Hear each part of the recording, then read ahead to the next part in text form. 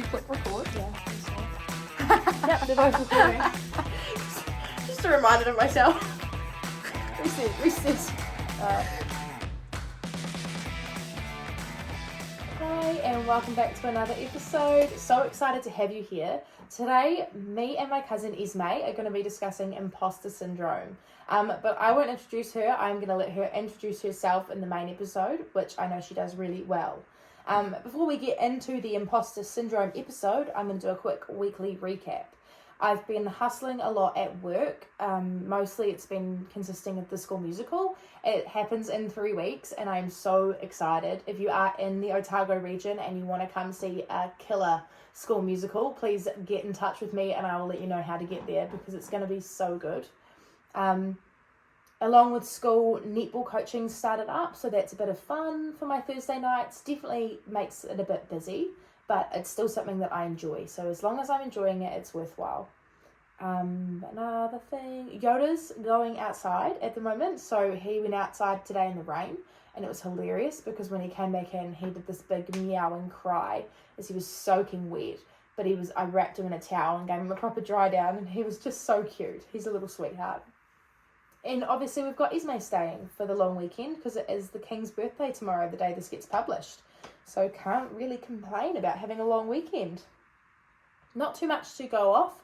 I'm definitely, for the business, putting a lot of my time into trying to get these desk pads up and running.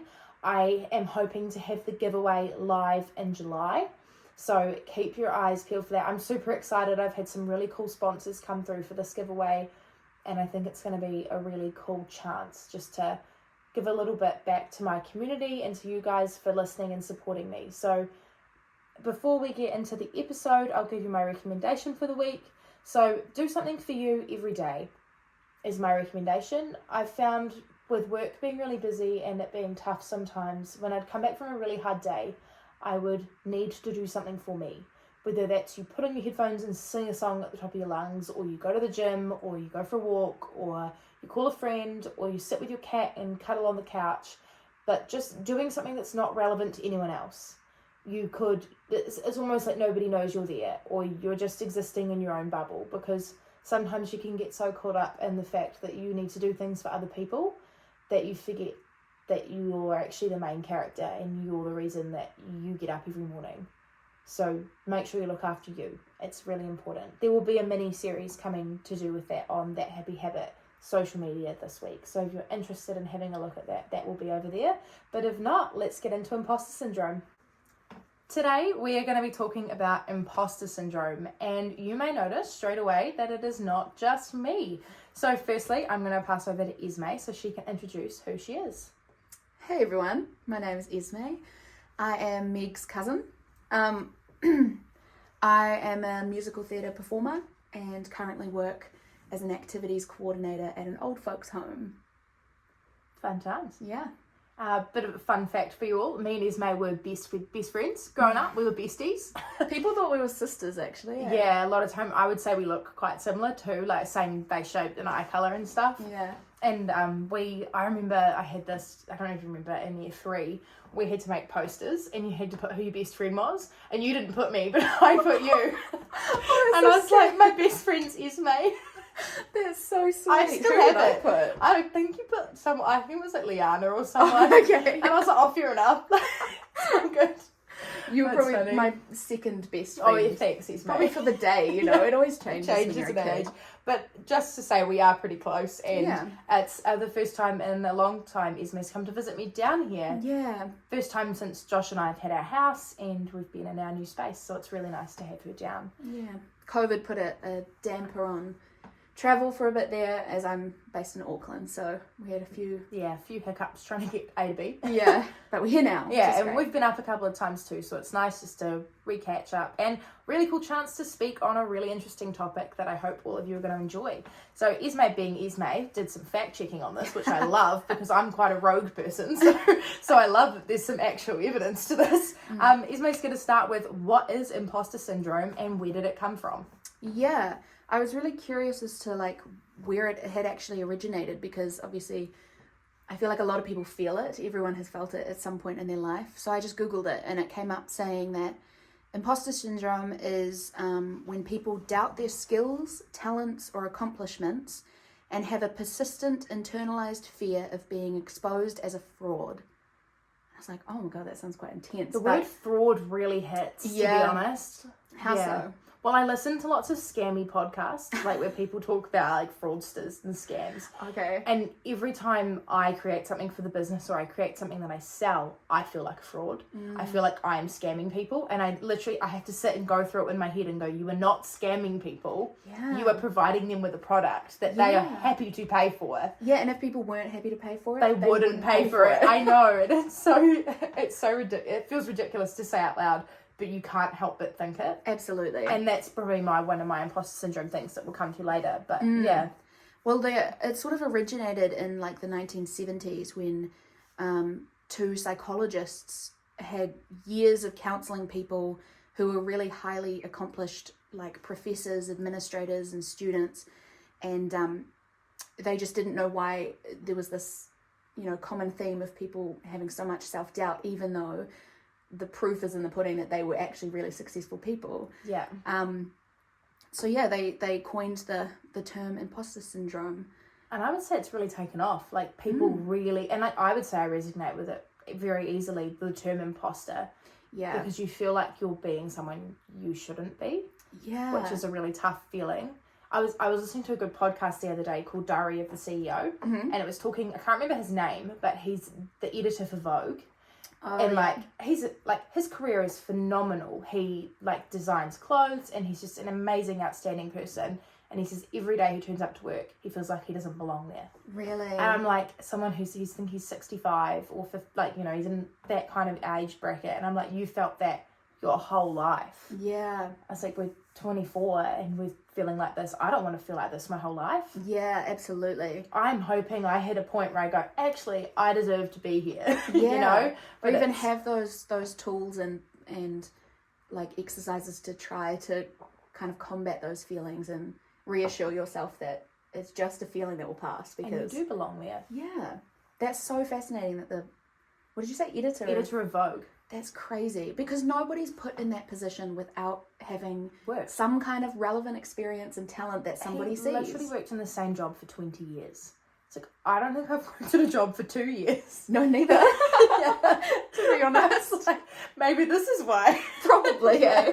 But it's kind of crazy to think that someone that high up can feel like that. And then even my principal, we were having a leadership thing where he came in to speak to my class. And I listened to his journey, and he leaped to the role of principal well before his experience said he was ready. Wow. And I was like, how impressive. And he does such a phenomenal job. And I'm like, if he just backed himself. He didn't even have that hesitating moment where he goes, well, what if this isn't going to work? Yeah. He just went, well, this has to work because I'm putting all my eggs in this basket. Yeah. I mean, even when I was looking online, it said that people actually blame their success on just luck or happening by the mistake. Word lucky. Or overworking. Oh, she's so lucky, or he's so lucky. He was lucky he got there, and that's actually not luck. It's hard work. Yeah. What do they say? It's 95% hard work, 5% luck. And it's right place, right time. Yeah. But you're only in the right place at the right time because you've worked hard to get there. Absolutely. Yeah, I totally understand. Yeah. Or people can blame their success on a connection or a relationship that they have to someone else. I feel like that really happens in musical theatre. Where I even felt it earlier this year when I got a job for a few months in musical theatre, and I was thinking to myself I probably only got it because I've worked with that director before, or I was friends with this person who said that I should do it, or... But then you have to think, right, but you were amazing when you worked for that director before, so he goes, oh, well, I want to rehire you. Absolutely. And your friend thinks really highly of you, so they're going to go, well, of course we should hire Esme. She's a really hard worker, and she's going to put 110 into this. Yes. Yeah. It's crazy to think that so much self-doubt can creep in like that. And it comes out of nowhere. All of a sudden you'll be doing something, and then you go, oh, am I qualified to do this? Yeah. And I'm like, do successful people think that? But clearly they do. Clearly it's everywhere. Yeah. I would say, that's probably what a lot of celebrities feel like as well, how did they get there? Yeah. And especially with TikTok and social media these days, it's fast. Like, people climb from 0 to 100 so quickly, and then have people looking up to them, and nobody educates you on how to do that or how to be there, so they don't actually know it. And you forget to humanize them. Yeah, absolutely. They're just normal people with emotion. Yeah, and online culture can also just be so toxic if you sometimes fall into those spaces online. But it's just about having that constant check of like, I'm good enough to be in this space, and I'm I deserve good to enough be to be absorbing the kind of information that's going to help me grow. Yeah, absolutely. Right, where in your life have we experienced imposter syndrome? Do you want me to go first? Yeah. Okay. So kind of mentioned it earlier, but being a business owner, it's something I've in my heart always known I've wanted to do, but it's the idea of going from where I am now to doing it full time. And so for those of you who probably may not have known before, I teach full time, and that's my 9 to 5. Well, I say 9 to 5 in loose terms. Those who teach know it's much more than 9 to 5. And I now need to figure out how I get from being a 9 to 5 teacher to a 24/7 business owner, because you can't do both at the same time. So I'm probably splitting my time 50-50, or maybe 40-40, and then 20% is personal life. So how do I go to give it 80% to my business? So I'm looking at my next steps, and every time I think, oh, I could go relieve next year and then maybe do one day of my business, a part of me goes, oh, but you're not going to earn enough to have your day. And there's this little part that goes, and it's like, you're not good enough to earn enough to do that day. And I can't shut it down. And I've got 6 months to shut it down, so I've got time and a bit of time to practice. But it's just so fascinating. And like, I've come so far. I started this business in September last year. I didn't pay for the legal rights to the business until December last year. So that's 7 months.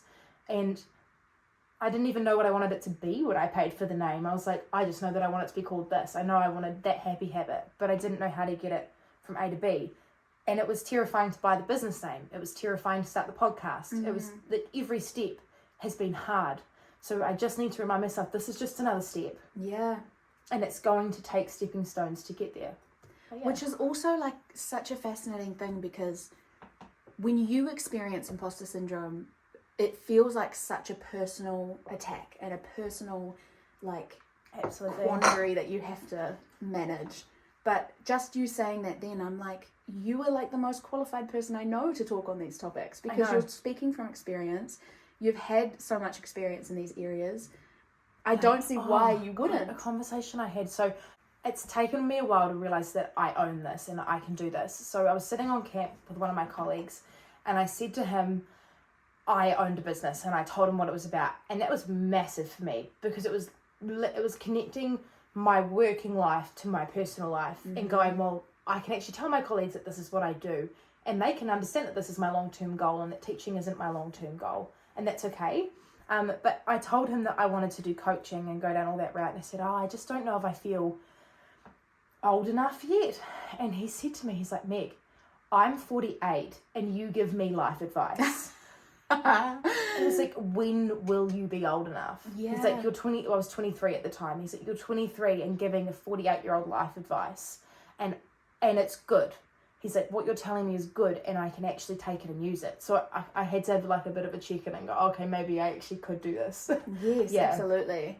That's so nice that he said that. Because it was really nice. He's a like honest person, which is good. Yeah. I think that's also really important, to have those people in your life that you can go to when those kinds of thoughts pop and up. they're probably following careers that, had I not tried to do something like had that happy habit, I would be doing teaching through to them, because I enjoy it for the most part. Yeah. But I want a job that I love. Yeah. And I see how much joy you put into this, and I love it. Work. What are we sitting 4 p.m. on a Sunday afternoon recording this podcast? Yeah. You know, on the weekend that you've come to visit me. Like, it's not like we had to do this. We want to do this. Yeah. What about you? Musical theatre must be a pretty big stage for it. Yeah.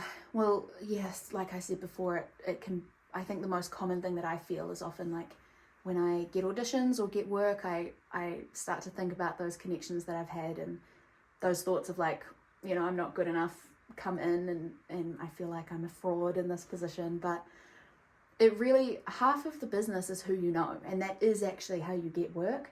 So that shouldn't be a reason why I should feel ashamed for being successful in those areas, because obviously those people that I've made connections with have had a good connection with me and therefore try to get me more work or try to, you know, bring my name up in conversations where they think I fit. So it's like not a bad thing. So it's so interesting that that is the one that comes up for me.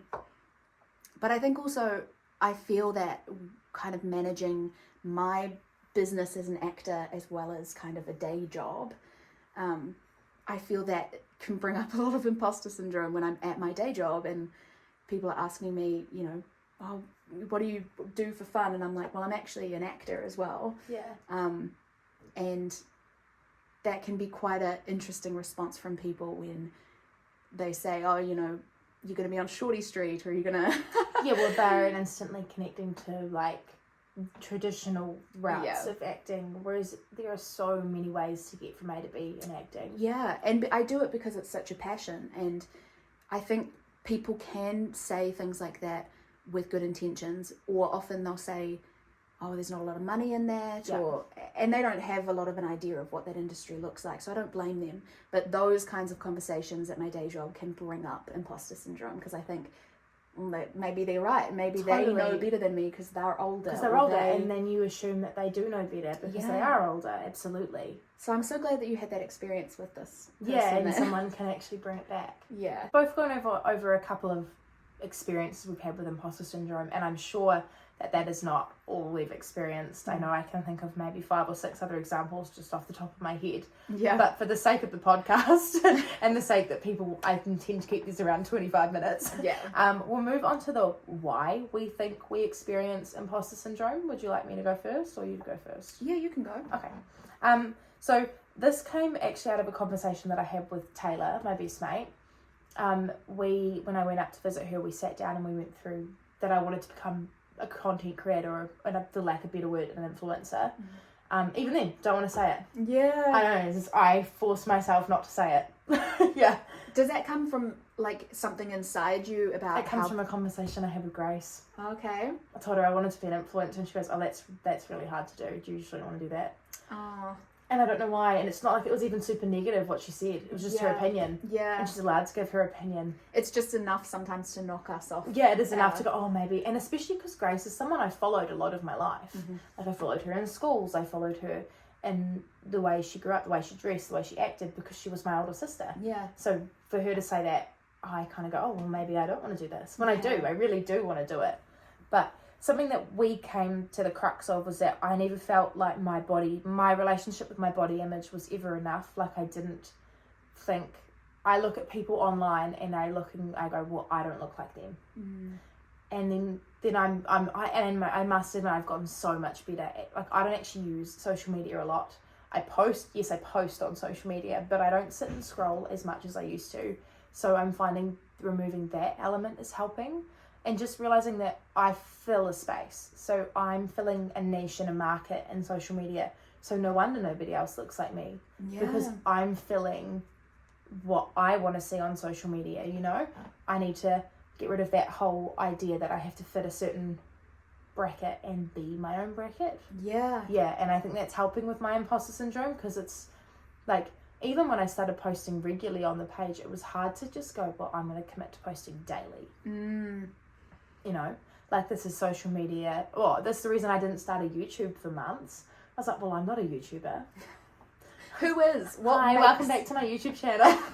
You know what I mean? Like, it's like we're gonna upload this to YouTube, and that feels so foreign. Yeah. Like, it feels like such a hard concept. But what makes you a YouTuber? What makes you qualified to do that? Nothing.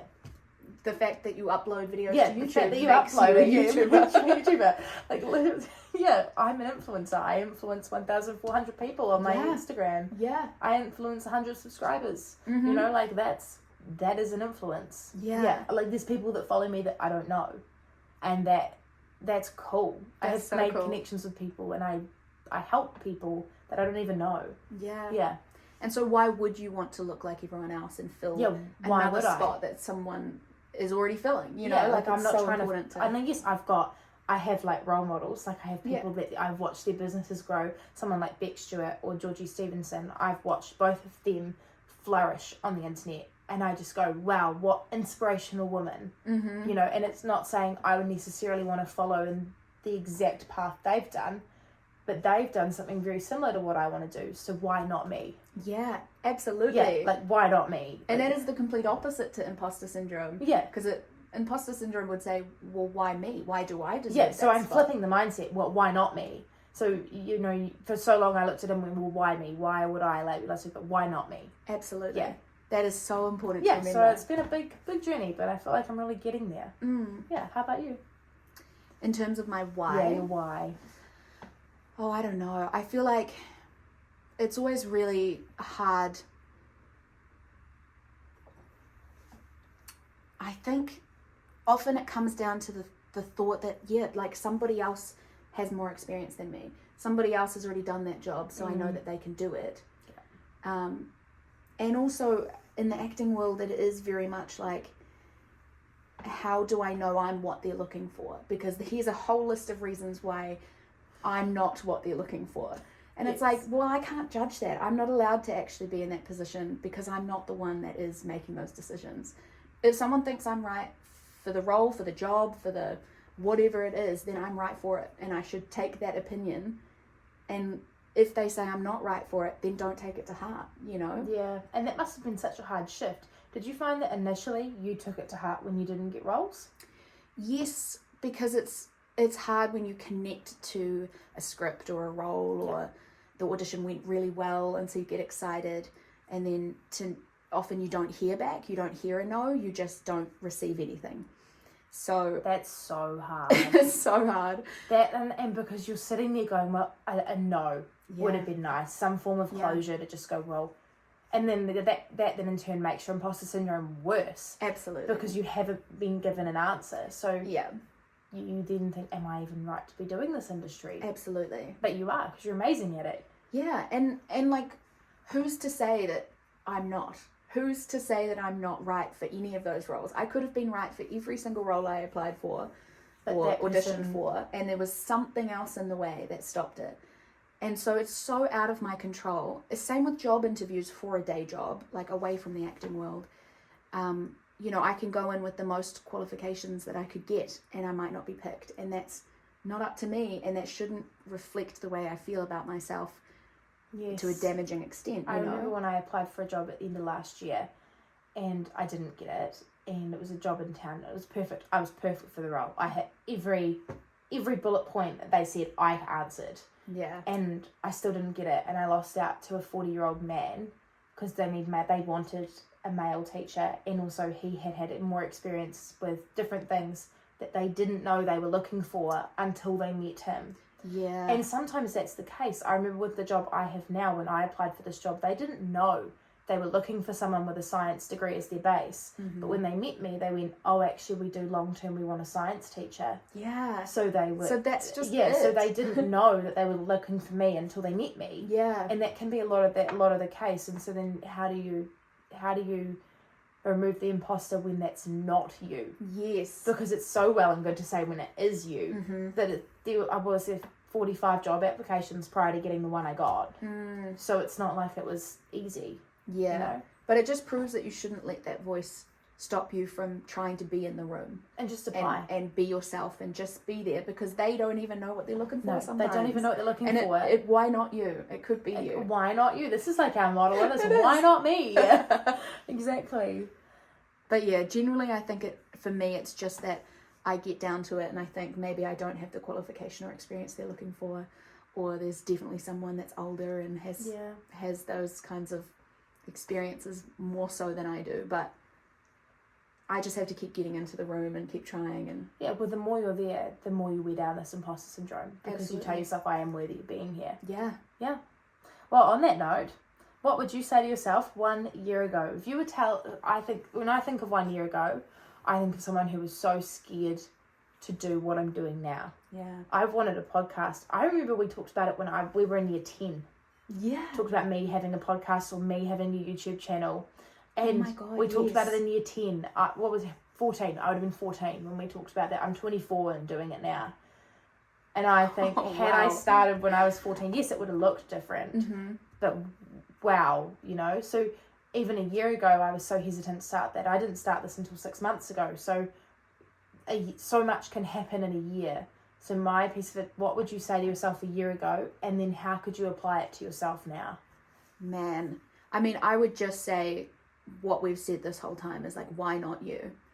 Because that is just the quickest way. I feel like you can kind of talk away that voice of imposter syndrome. Yeah. Because everyone has a very unique experience of life, even if you've gone through some of the same things as billions of other people. Yeah. Your voice is so important. And we wouldn't be an integrated society if we didn't have everyone's voice, you know, in the pool of things. Yeah. And so why not me? My voice is important. Speak up because you've got one. And you never know who might be listening, who that, you know. Yeah, you don't know can who relate needs to to. hear it. Mm. That's nice. That's really lovely. Thanks. How about I you? wrote something down, but whether or not it's still relevant, I'll read it. Go ahead. Don't hold yourself back. It's not going to always be comfortable to chase your dreams, but that shouldn't stop you. Beautiful. Yeah, I just found that I've always had these dreams. Like, whenever I look at it, I started how many Instagrams before I stuck to this one and actually wasn't afraid to put my face in it. Yeah. And the thing that gets me is if I had chased my dreams earlier, and it's hard not to look back and go the what ifs, but then I have to look and go, but I started now. I could have been 36 and saying, man, I wish I started when I was 24, but I've started now. Yeah. So I'm actually ahead. Yeah. So no matter what, I'm ahead. So I need to follow the why not me and just chase every dream, chase every goal, chase every opportunity, because it's going to be worth it. Yeah. And to get to comfort, you have to go through discomfort. Yeah. So any kind of change and growth and success is not always going to be that easy. Absolutely. Part. Oh, this is a beautiful part to end. I know. It's been so lovely, Esme. Thank you so much for having me on. No, It's it's been lovely. a joy. Thanks for coming. Bye. Bye.